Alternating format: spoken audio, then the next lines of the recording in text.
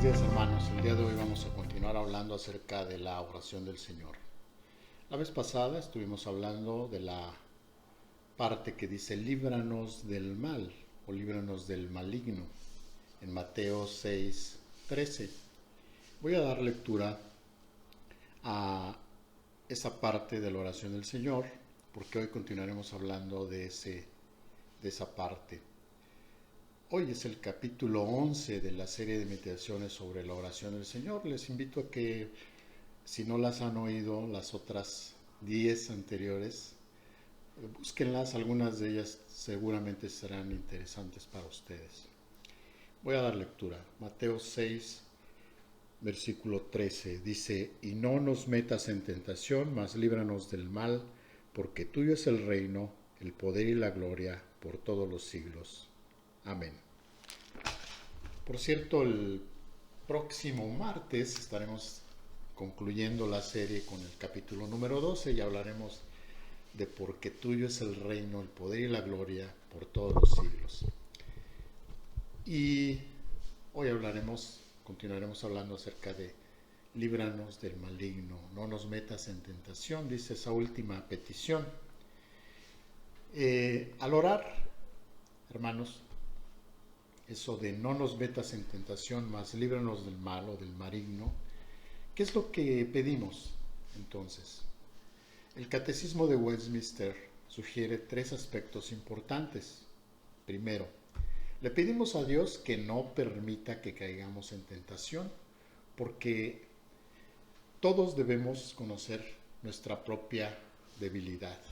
Si David y Salomón fueron incapaces de resistir la tentación de las riquezas, ¿no deberíamos entonces nosotros orar como está escrito en Proverbios 30, versículos 8 y 9, que decía: no me des pobreza ni riquezas, manténme del pan necesario, no sea que me sacie y te niegue y diga: ¿quién es Jehová? El segundo aspecto es en que esta petición puede entenderse también como una petición para que Dios nos preserve de la tentación, nos proteja de ella, porque es un hecho que todos enfrentamos eventualmente tentaciones en algún grado, menor o mayor, ya que a través de la tentación Dios nos santifica. No es que Dios nos tiente a pecar, porque como está escrito en la carta de Santiago, somos tentados solo cuando nos descarriamos por nuestras propias concupiscencias. Dice en Santiago 1, 13 y 14, cuando alguno es tentado, no diga que es tentado de parte de Dios, porque Dios no puede ser tentado por el mal ni tienta a nadie, sino que cada uno es tentado cuando de su propia concupiscencia es atraído y seducido. Es decir, esa tentación viene de nuestra propia concupiscencia. Pero Dios permite que Satanás nos tiente y lo usa para que nos humillemos ante Él, ante Dios, y nos disciplina por medio de ello. Por tanto, es importante, hermanos, que oremos para que en la tentación nuestra fe no flaquee, no falle, para que Él nos muestre el camino de escape para que podamos soportar esa prueba. Leemos también en 1 Corintios 10, versículo 13, dice el apóstol Pablo a los corintios: no nos ha sobrevenido ninguna tentación que no sea humana, pero fiel es Dios, que no os dejará ser tentados más de lo que podéis resistir, sino que dará también, juntamente con la tentación, la salida para que podáis soportar. Es decir, Dios provee también el medio para que podamos soportar a través de la fe. Ahora, la tercera cosa que está involucrada en esto, en esta petición de oración, para que nosotros, como Pedro, podamos ser llevados al arrepentimiento en el caso de que pequemos. Conocemos nuestras propias debilidades y, por tanto, nuestra necesidad de la gracia de Dios, de esa de ese favor inmerecido de parte de Dios. No por nuestros méritos, sino por los méritos de Cristo Jesús. Y de la gran misericordia de Dios al dárnoslo. Sabemos que, de hecho, no seremos perfectos sin pecado. También sabemos que tendremos que arrepentirnos una y otra vez, hasta el día en que lleguemos a la presencia de Dios. Pablo expresa esto en Romanos 7, versículos 14 al 25, en donde clama a Dios por la salvación del pecado de su corazón.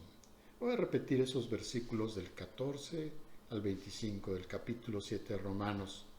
Les pido que escuchen con atención. Dice así: porque sabemos que la ley es espiritual, mas yo soy carnal, vendido al pecado. Porque lo que hago no lo entiendo, pues no hago lo que quiero, sino lo que aborrezco, eso hago. Y si lo que no quiero, eso hago, apruebo que la ley es buena, de manera que ya no soy yo quien hace aquello, sino el pecado que mora en mí. Y yo sé que en mí, esto es, en mi carne, no mora el bien, porque el querer el bien está en mí, pero no el hacerlo, porque no hago el bien que quiero, sino el mal que no quiero, eso hago. Y si hago lo que no quiero, ya no lo hago yo, sino el pecado que mora en mí. Así que queriendo yo hacer el bien, hallo esta ley, que el mal está en mí. Porque según el hombre interior me deleito en la ley de Dios, pero veo otra ley en mis miembros que se rebela contra la ley de mi mente, que me lleva cautivo a la ley del pecado que está en mis miembros. Miserable de mí, ¿quién me librará de este cuerpo de muerte? Gracias doy a Dios por Jesucristo Señor nuestro. Así que yo mismo con la mente sirvo a la ley de Dios, mas con la carne a la ley del pecado. Él sabe, el apóstol, que ama a Dios y su ley, como lo sabemos nosotros. Pero la realidad de nuestra pecaminosidad es tan profunda que aquí vemos que el pecado contamina cada buena acción que intentamos, así como lo veía el apóstol Pablo. Esta es una condición, hermanos, verdaderamente miserable. Y entonces, al ver esta situación miserable, clamamos a Dios por salvación. Clame a Dios, hermano, por salvación, porque nos libre de esa tentación. Es lo que nos dice la oración del Señor. Pedimos con mucha vehemencia ser librados de la tentación, ser librados del maligno. La oración que el Señor nos enseña ilustra otro significado, tanto de la oración por el perdón como de la oración para que Dios nos salve de la tentación. Cada uno de estos tres aspectos que hemos mencionado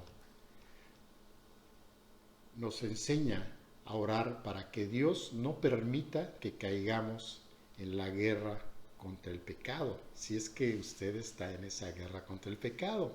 Todos los creyentes estamos en guerra contra el pecado, hermano. Esto significa que la petición final de la oración del Señor es una oración para que podamos perseverar, porque debemos tomarnos muy en serio la guerra contra el pecado y Satanás. Creemos, hermanos, que aquellos que verdaderamente confiamos en Cristo para salvación, finalmente no caeremos, perseveraremos, pero por la gracia de Dios. Y en ello implica que debemos estar continuamente pidiendo perdón y pidiendo también no caer en la tentación, como nos enseña la oración del Señor. Ahora, creemos que aquellos que confiamos verdaderamente en Cristo Jesús para salvación, perseveraremos solamente por la gracia de Dios. Y esta perseverancia, esta preservación del pecado, hermanos, no es algo que ocurre en forma automática, porque estamos en un camino ahora de santificación, después de que hemos sido justificados por Dios. Entonces se basa en el hecho de que continuamos ejerciendo la fe día con día y oramos a Dios y buscamos su gracia hasta el final. Porque a menos que Dios mismo escuche nuestra oración y nos proteja, ciertamente no podremos por nosotros mismos mantener nuestra fe.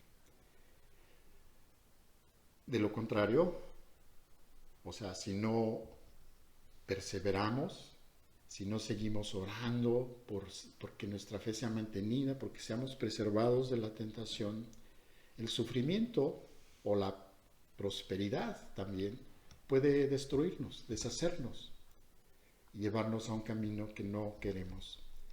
Oramos en esta oración, por tanto, con la conciencia de que la batalla que libramos es real y somos desesperadamente débiles. A menos que Dios nos salve, no podemos ser salvos. Esta, por supuesto, es la misma fe por la cual hemos sido justificados y somos salvos. Dios nos ha dado esa fe. No solo al principio y una vez, sino todos los días mientras vivimos. Llegamos a Dios entregándonos completamente a Él, buscando nuestra salvación solo por su gracia, porque no tenemos otra esperanza, otra ayuda. Hermanos, perseveremos en oración.